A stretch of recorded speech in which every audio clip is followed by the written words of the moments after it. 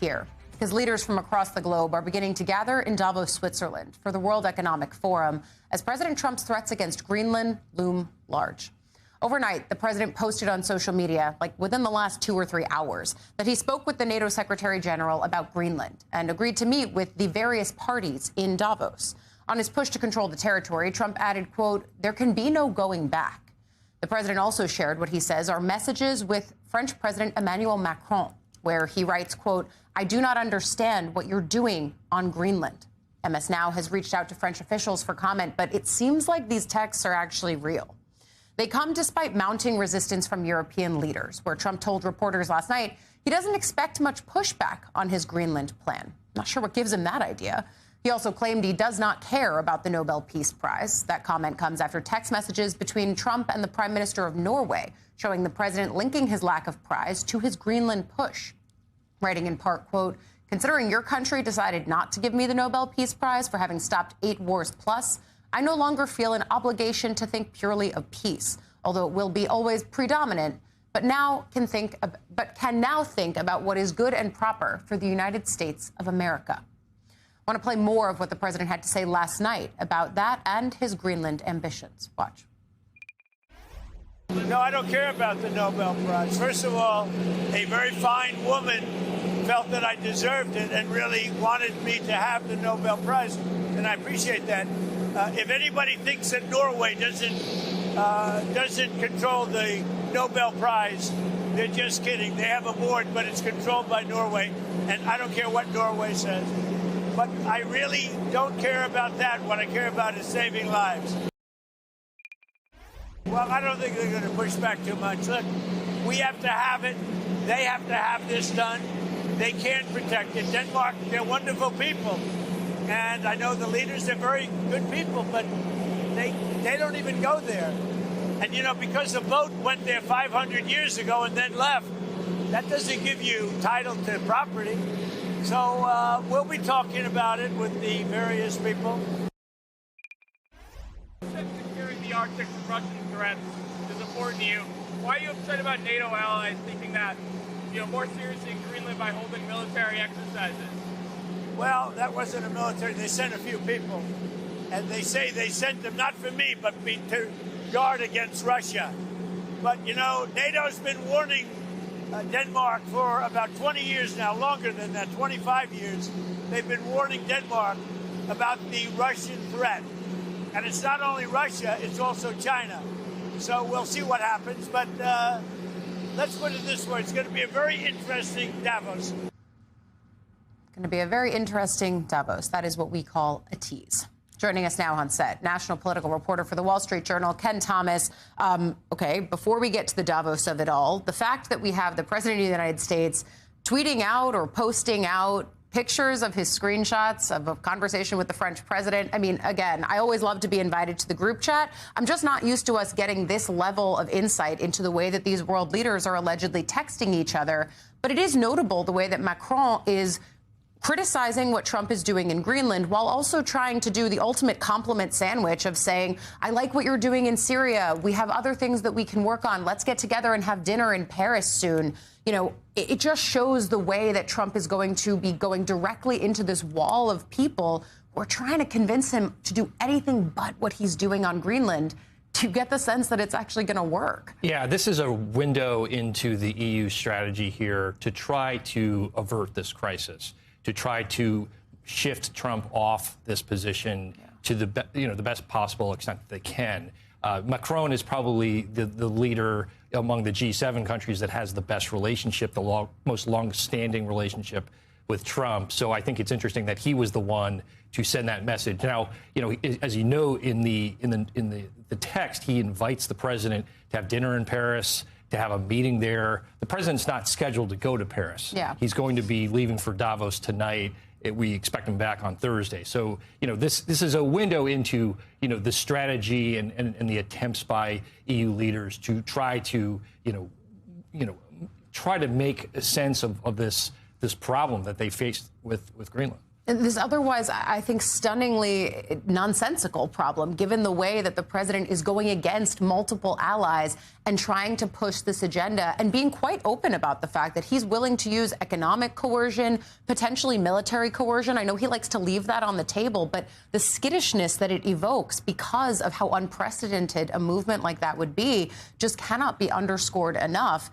And yet, when you talk to White House sources, what is their mindset as they head into the World Economic Forum? I know that this is a White House that's trying to push him back to a message of affordability. Is that really where his head is at? Because he's been awake in the last even few hours, tweeting about everything, but especially and including Greenland. Yeah, last week he said that he was going to be giving a speech on housing and affordability while he was in Davos. That's not going to get that much attention, right, given everything that's happening with Greenland. The president said he will be doing a meeting on the sidelines of Davos, to discuss this problem. It's going to dominate his time overseas. But right now, I think the problem is that he's very dug in. He rolled out, this proposal of a 10% tariff on the 8 countries involved beginning February 1st. Now, the EU has options that they can utilize as well. There's this EU-US trade deal that they could put the brakes on, perhaps. Yeah. They talk about this bazooka in terms of fighting back against coercion. There are things at their disposal, but they have to be smart about how they push back against the president because they don't want to escalate the situation. And I think that is really the careful balancing act that we're watching everyone from Macron to Keir Starmer try to do, not just even on the issue of Greenland, but also when it comes to the Board of Peace in regards to Gaza. I mean, there's so many examples of this, even just from the last few days. But while you talk about what's going to dominate both the president's mindset and Davos, it's, yes, Greenland, but it's also what's happening here at home in Minnesota, because I want you to stay with us as we just remind folks what's going on there. Several attorneys in Minnesota say thousands of people arrested by ICE have been denied their constitutional right to legal counsel. They say that includes at least one U.S. citizen. 4 attorneys told ABC News they were physically prevented from meeting with clients, calling it a clear violation of 5th and 6th Amendment protections. Another immigration lawyer said ICE agents repeatedly remarked, quote, "We don't do attorney visitation." In response, DHS has denied any wrongdoing, saying detainees have access to phones and attorney lists. I want to go right to the ground in Minneapolis. MS Now national reporter Rosa Flores is there for us. Rosa, good morning. You've spoken with local business owners who they say are scared about the possibility of President Trump sending more ICE agents into the city. It comes against that backdrop of what happens once DHS actually takes folks into custody. Talk to us more about what your reporting tells you. Well, I talked to one of the only business owners, Ali, that's open in what he calls the heart of the Hispanic community. It's a strip of businesses. He says that all of the festivals go down that street. And right now, he's one of the only owners that has an open restaurant. He says that the other owners are either too afraid to open their businesses, or they don't have workers because the workers are too afraid. He says at least 10 businesses have closed there.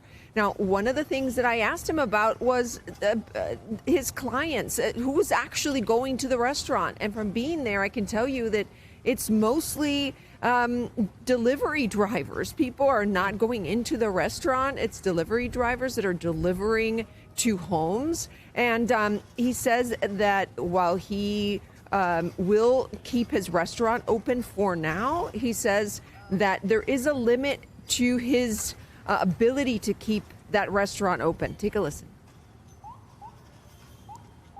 What if the president invokes the Insurrection Act and sends troops here?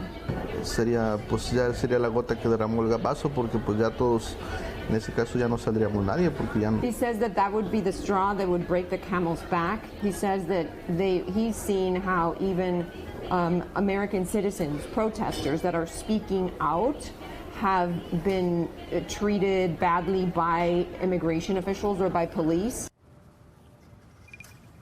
Ali, and he says that he would close his business if the Insurrection Act is invoked and there are military soldiers in the streets. Now, I want you to see this video because he literally closes the door every time that somebody walks in and out of the restaurant. He says that is the one thing, he has an employee doing it, that's the one thing that helps his employees and his customers feel safe. They literally lock the door every single time that somebody comes in or out. And I want to leave you with one more thing, Ali. This is a city that has welcomed refugees for many, many years. I've been talking to contacts here who say that refugees are shocked by what they see here in Minneapolis, by the tactics that are being used by ICE, because they say it resembles what they fled, the countries that they fled, the authoritarian tactics that they fled, including the militarized police and the fact that you can't trust the justice system. MS Now national reporter Rosa Flores, live from Minneapolis. Thank you for that great reporting. We appreciate it. So, Ken, I think as we look at this first year of the Trump administration, nothing feels like more of a hallmark policy than their escalated immigration enforcement tactics and the fact that we are currently in this posture in Minneapolis waiting to see what escalation, if any, ultimately comes from this administration. I mean, there's been some reporting that polling and other dynamics are making some in the White House rethink this. But is that what your sources are telling you? Because they've only doubled, tripled, quadrupled down over the course of the last 12 months. No, there's no indication that they see any reason to back down in Minneapolis. I think they see this as, an important test case, in a way of making sure that their ICE, their agenda, their immigration agenda can get through. I think there are a lot of mayors around the country who are looking at what's happening on the ground there and saying, is this something that could happen to our city? But, right now, I think the key thing to watch is, does the president feel the need to invoke the Insurrection Act? He seemed to back off of it a little bit on Friday afternoon before he left for Florida. But at the same time, there are 1,500 troops that are on standby, we learned. Yeah. And at the same time, Governor Walz is considering, activating National Guard troops. So you could have competing troops, meeting in Minneapolis. Yeah, so, never the ideal for a situation that is already so tense on the ground. I mean, you've heard it from not just Rosa, communities that are really scared, but also our other colleagues there who have seen right in front of their eyes the tensions between protesters and law enforcement, all as the governor and the mayor say, please stay peaceful. You have a right to protest, but don't give anyone an excuse to make this situation worse.